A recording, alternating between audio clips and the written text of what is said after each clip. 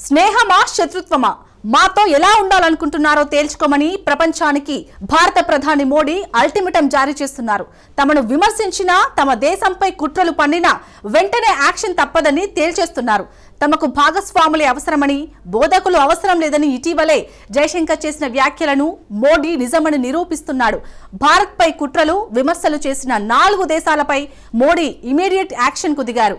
Pakistan, America, Bangladesh, Turkey దేశాలను ఊహించని విధంగా దెబ్బకొట్టారు. మరే దేశమైనా భారత్పై కుట్ర పన్నినా, విమర్శలు చేసినా ఇదే షాక్ ట్రీట్మెంట్ తప్పదని మోడీ వార్నింగ్ ఇస్తున్నారు. ఆ 4 దేశాలకు మోడీ ఎలాంటి షాక్ ఇచ్చారు? సంప్రదాయాన్ని పక్కన పెట్టి మోడీ సర్కార్ కొత్త యాక్షన్ కి దిగుతుందా? Let's watch. పాక్ టర్కీ కుట్రలకు మోడీ రియాక్షన్ ఏంటి? ట్రంప్ సుంకాలపై మోడీ ఫైటింగ్ స్టార్ట్ చేశాడా? బంగ్లాదేశ్ చీప్ ట్రిక్స్ కు మోడీ ఫైర్ పెట్టేశాడా? భారత్ను విమర్శిస్తే, ఇండియాపై దాడులు చేస్తే ఇక ఆగేది లేదని ప్రధాని నరేంద్ర మోడీ ప్రపంచానికి క్లారిటీ ఇస్తున్నారు. ఏ దేశమైనా భారత్కు వ్యతిరేకంగా కుట్రలు పనితే వెంటనే రియాక్షన్ ఉంటుందని తాజా పరిణామాలు తేల్చేశాయి. ముఖ్యంగా మోడీ ప్రభుత్వం తీసుకున్న 4 నిర్ణయాలు ఈ విషయాన్ని నిర్ధారిస్తున్నాయి. ఇదివరకు పలు దేశాలు భారత్ను విమర్శిస్తే ఢిల్లీ మాత్రం సహనంగా ఉండేది. భారత్పై ఉగ్రకుట్రలను సైలెంట్గా తిప్పికొట్టేది. సహనం, శాంతి అని భారత్ సైలెంట్గా ఉంటే అసలుకే ఎసరు వస్తుందని మోడీ ప్రభుత్వం గుర్తించింది. సహనం, శాంతి అంటే చేతగానితనంగా దుష్ట దేశాలు భావిస్తున్నాయి. అందుకే దశాబ్దాలుగా భారత్పై విషం చిమ్మడమే పనిగా పెట్టుకున్నాయి కొన్ని దేశాలు. ఈ దుష్ట దేశాల కుట్రలను మోడీ ప్రభుత్వం ఆలస్యంగా గుర్తించింది. కానీ ఆయా దేశాలపై ఢిల్లీ రియాక్షన్ మాత్రం మాక్ స్పీడ్ను తలపిస్తోంది. భారత్ను విమర్శించే, ఇండియాపై కుట్రలు పన్నే దేశాలకు మోడీ సర్కారు షాక్ల మీద షాక్లు ఇస్తోంది. ఇన్నాళ్ళు భారత సహనాన్ని బలహీనతగా భావించిన ఆయా దుష్ట దేశాలు ఇప్పుడు మోడీ ప్రభుత్వం యాక్షన్తో స్టన్ అవుతున్నాయి. తిరిగి దెబ్బకొట్టే అవకాశం కూడా లేక దిక్కులు చూస్తున్నాయి. మోడీ ప్రభుత్వం తీసుకున్న తాజా ఆ 4 నిర్ణయాలు 4 దేశాలపై తీవ్రమైన ప్రభావం చూపించనున్నాయి. ఆ 4 దేశాల్లో మొదటి దుష్ట దేశం పాకిస్తాన్. అనుభూతిని అడ్డం పెట్టుకుని భారత్పై నిత్యం ఉగ్రదాడులతో దుష్టదేశం పాకిస్తాన్ రెచ్చిపోతుంది. దశాబ్దాలుగా పాకిస్తాన్ ఒకే గేమ్ ప్లాన్ను అమలు చేసి భారత్ను రెచ్చగొడుతోంది. ఉగ్రదాడులు చేయడం, ఆ తర్వాత సైన్యాన్ని రంగంలోకి దించడం, అనుభూతితో భయపెట్టి చివరకు చర్చలు లేదంటే కాల్పుల విరమణకు సిద్ధమంటోంది. ఈసారి కూడా సేమ్ అదే గేమ్ను పాకిస్తాన్ ప్లే చేసింది. ముందుగా ఏప్రిల్ 22న పహల్గాంలో ఉగ్రదాడులు చేయించింది. 26 మంది అమాయక పర్యాటకులను పొట్టన పెట్టుకుంది. ఆ తర్వాత సైన్యంతో పాకిస్తాన్ దాడులకు దిగింది. అణ్వాయుధాలతో దాడి చేస్తామంటూ బెదిరింపులకు దిగింది. అణ్వాయుధాలు అనేసరికి అప్పటి వరకు నిద్రపోయిన అగ్రదేశాలు ఉలిక్కిపడతాయి. సంయమనం పాటించమని పిలుపునిస్తాయి. భారత్, పాకిస్తాన్ మధ్య శాంతి చర్చలకు ఒత్తిడి తెస్తాయి. ఇందులో ఉగ్రవాదుల అంశాన్ని పక్కదారి పట్టించి కేవలం అణ్వస్త్రాలను తెరపైకి తెస్తోంది. భారత్ ఎదురుదాడికి దిగేసరికి కాల్పుల విరమణ పాట పాడింది పాకిస్తాన్.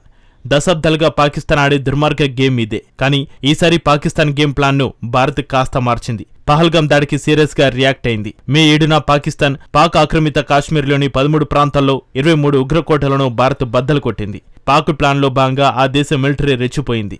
భారత్లోని పౌర, మిలిటరీ ప్రాంతాలపై దాడులకు తెగబడింది. వాస్తవానికి ఇక్కడే అగ్రదేశాలు ఎంట్రీ ఇవ్వాల్సి ఉంది. కానీ ఆయా దేశాల దుష్ట పన్నాగాలకు భారత్ చెక్కిపెట్టింది. అగ్రదేశాలు ఎంట్రీ ఇవ్వకముందే భారత్ మెరుపు వేగంతో రియాక్షన్కు దిగింది. పాకిస్తాన్లోని 13 ఎయిర్ బేసులపై ఇండియన్ ఎయిర్ ఫోర్స్ దాడి చేసింది. ఈ 13 బేసులనే ఎందుకు టార్గెట్ చేసిందో తెలుసా? పాకిస్తాన్ ఎప్పుడూ అనుభూతిని చూపించేది.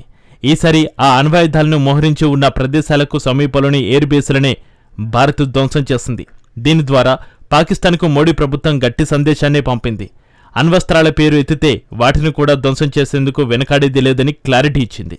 నిజానికి భారత్ ఇలా దాడి చేస్తుందని ఇటు పాకిస్తాన్ కానీ, దానికి మద్దతిచ్చే కొన్ని దుష్ట దేశాలు కానీ అస్సలు ఊహించలేదు. భారత్ దాడులను ముందు పాకిస్తాన్ ఒప్పుకోలేదు. కానీ ఇప్పుడిప్పుడే ఒక్కొక్కటిగా పాకిస్తాన్ ప్రధాని ఒప్పుకుంటున్నాడు. అణ్వస్త్రాలున్న నూర్ ఖాన్ ఎయిర్ బేస్తో సహా పలు ఎయిర్ బేసులపై దాడి జరిగినట్టు షహబాజ్ షరీఫ్ మీడియా సాక్షిగా అంగీకరించాడు. 4 దుష్ట దేశాల్లో రెండోది తుర్కియో. చారిత్రకంగా చూస్తే భారత్కు ఈ తురక దేశంతో ఎలాంటి శత్రుత్వము లేదు. కానీ అవకాశం వచ్చిన ప్రతిసారి టర్కీ అధ్యక్షుడు రెచెప్ తయ్యప్ ఎర్డోగన్ కాశ్మీర్పై విషం చిమ్మాడు. కాశ్మీర్ను మరో పాలస్తీనాగా పేర్కొంటూ పాక్కు మద్దతు పలుకుతాడు. ఇక్కడితో ఎర్డోగన్ ఊరుకుని ఉంటే బాగుండేది. కానీ ఉగ్రవాదులను పెంచి పోషిస్తున్న పాకిస్తాన్కు మద్దతుగా నిలిచి ఆ దేశానికి ఆయుధాలను అందిస్తున్నాడు. పహల్గాం ఉగ్రదాడిపై టర్కీ కేవలం ఖండనతో సరిపెట్టుకుంది. కానీ ఉగ్రదాడులకు పాల్పడిన పాకిస్తాన్ మాత్రం ఆ దేశాధ్యక్షుడు వెనకేసుకొచ్చాడు. అన్ని రకాలుగా పాకిస్తాన్కు అండగా ఉంటామని తేల్చి చెప్పాడు. పాకిస్తాన్కు ఆయుధాలు ఇస్తున్న అదే తుర్కియో భారత్తో మాత్రం వాణిజ్యాన్ని కోరుకుంటుంది. అయితే పాకిస్తాన్ ఉగ్రకుట్రలకు మద్దతు పలికి భారత్కు వ్యతిరేకంగా ఆయుధాలను ఇస్తున్న టర్కీని ఇన్నాళ్లు ఢిల్లీ అస్సలు పట్టించుకోలేదు. కానీ ఈసారి సాంప్రదాయాన్ని తీసి గట్టున పెట్టి తుర్క దేశంపై మోడీ కఠిన చర్యలకు దిగారు. ఇప్పటికే ప్రజలు బైకాట్ టర్కీ అంటూ నినదిస్తున్నారు. ఇప్పటికే టర్కీ యాపిల్స్ భారత మార్కెట్లో కనుమరుగయ్యాయి. తుర్కియోకు వెళ్లే పర్యాటకుల సంఖ్య కూడా పడిపోయింది. భారత ట్రావెల్స్ ఏజెన్సీలు తుర్కియో బుకింగ్స్ను నిలిపివేశారు. ఇక భారత్లోని టర్కీ వాణిజ్యాలపై ఢిల్లీ దృష్టి సారించింది. విమానాశ్రయాల్లో గ్రౌండ్ హ్యాండ్లింగ్ సేవలందించే తుర్కియో సంస్థ సెలెబీ ఏవియేషన్ సెక్యూరిటీ క్లియరెన్స్ను భారత్ రద్దు చేసింది. ఇమీడియట్గా యాక్షన్కు దిగింది. దెబ్బకు సెలెబీ లబోదిబ్బోమంటోంది.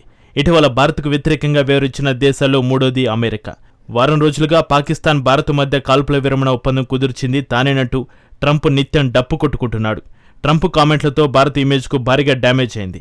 భారత్ పాక్ మధ్యలో ఒప్పందం కుదర్చడానికి ట్రంప్ ఎవడంటూ భారతీయులు మండిపడ్డారు. అదే సమయంలో ట్రంప్ పాకిస్తాన్కు అనుకూలంగానే వ్యవహరిస్తున్నట్టుగా తాజా పరిణామాలు స్పష్టం చేశాయి. దీంతో అమెరికాపై కూడా భారత ప్రభుత్వం ఇమ్మీడియట్గా యాక్షన్కు దిగింది. పహల్గామ్ ఉగ్రదాడికి ముందు వరకు ట్రంప్ విధిస్తున్న సుంకాలపై భారత్ సానుకూలంగానే ఉండేది. మేక్ ఇన్ ఇండియా పాలసీలాగే ట్రంప్ కూడా తమ దేశంలో తయారీని ప్రోత్సహించేందుకే సుంకాలను విధిస్తున్నారని మోడీ ప్రభుత్వం సానుకూలంగానే స్పందించింది. అమెరికాతో వాణిజ్య ఒప్పందం కుదుర్చుకుని సుంకాలకు చెక్ పెట్టాలని భారత్ యోచించింది. కానీ ఇప్పుడు ట్రంప్తో వాణిజ్య ఒప్పందానికి బ్రేకులు వేసింది. భారత అల్యూమినియం, ఉక్కు దిగుమతులపై సుంకాలు విధించిన ట్రంప్కు ఢిల్లీ షాక్ ఇచ్చింది. మే 9న అమెరికా సుంకాలకు ప్రతీకారంగా తాము కూడా సుంకాలను విధిస్తున్నట్టుగా భారత్ తేల్చేసింది. ఆ మేరకు వరల్డ్ ట్రేడ్ ఆర్గనైజేషన్ WTOకు భారత్ సమాచారం ఇచ్చింది. అంటే భారత్కు వ్యతిరేకంగా కుట్ర పనితే ట్రంప్ను కూడా వదిలేది లేదని మోడీ ప్రభుత్వం క్లారిటీ ఇచ్చింది. భారత్పై విమర్శలు గుప్పించిన 4వ దేశం బంగ్లాదేశ్. 2 రోజుల క్రితం భారత ఈశాన్య రాష్ట్రాలపై బంగ్లాదేశ్ తాత్కాలిక ప్రధాని మహమ్మద్ యూనుస్ నోరు పారేసుకున్నాడు. 7 సిస్టర్స్ భూపరివేష్టిత ప్రాంతాలన్నాడు. అవి భారత్కు సంబంధం లేదని వివాదాస్పద వ్యాఖ్యలు చేశాడు. బంగ్లాదేశ్, భూటాన్, నేపాల్ 7 సిస్టర్స్ కలిసి అభివృద్ధి చెందాలన్నాడు. ఇక్కడ 7 సిస్టర్స్ అంటే 7 ఈశాన్య భారత రాష్ట్రాలే. యూనుస్ ఇటీవల భారత్కు వ్యతిరేకంగా కుట్రలు పన్నుతున్నాడు. నిన్న మొన్నటి వరకు యూనుస్తో శాంతియుతంగా ముందుకు వెళ్లాలని భారత్ యోచించింది. అందుకే యూనుస్ ఎన్ని వాగినా సైలెంట్గా ఉంది. కానీ ఇప్పుడు భారత సహనం నశించింది. యూనుస్ వ్యాఖ్యలు చేసిన 4 రోజులకే భారత్ రియాక్షన్ స్టార్ట్ చేసింది. చైనాకు, పాకిస్తాన్కు అనుకూలంగా నిర్ణయాలు తీసుకుంటున్న బంగ్లాదేశ్పై భారత్ భారీ దెబ్బే కొట్టింది. బంగ్లాదేశ్ ఉత్పత్తులపై సుంకాలను విధిస్తూ మోడీ ప్రభుత్వం నిర్ణయం తీసుకుంది. ఇది బంగ్లాదేశ్ వాణిజ్యానికి చావు దెబ్బ. ఈ చర్య ప్రధానంగా పశ్చిమ బెంగాల్, ఈశాన్య రాష్ట్రాల నుంచి భారత్లోకి వచ్చే దిగుమతులపై ఈ సుంకాలను భారత్ విధిస్తోంది. దీంతో బంగ్లాదేశ్కు చెందిన $77 కోట్ల విలువైన ఎగుమతులపై భారత సుంకాల ప్రభావం పడనుంది. ఇది బంగ్లాదేశ్కు ఊహించని షాక్. భారత్ తీసుకున్న ఈ నిర్ణయంతో బంగ్లాదేశ్ కుతకుతలాడుతోంది. ఆ దేశానికి చెందిన గార్మెంట్ పరిశ్రమపై దెబ్బ పడనుంది. ఫైనల్గా బంగ్లాదేశ్ ఆర్థిక వ్యవస్థకు భారం పెరుగుతోంది. సో ఇదివరకులాగా భారత్కు వ్యతిరేకంగా కుట్రలు పనినా, విమర్శలు గుప్పించినా వెంటనే రియాక్షన్ తప్పదని భారత్ ఆయా దేశాలకు తేల్చి చెబుతోంది. మనతో స్నేహం, వాణిజ్యం చేస్తూ విమర్శలు గుప్పిస్తే మరి యాక్షన్ ఇలాగే ఉంటుంది. మోడీ దెబ్బ అదుర్సు కదూ.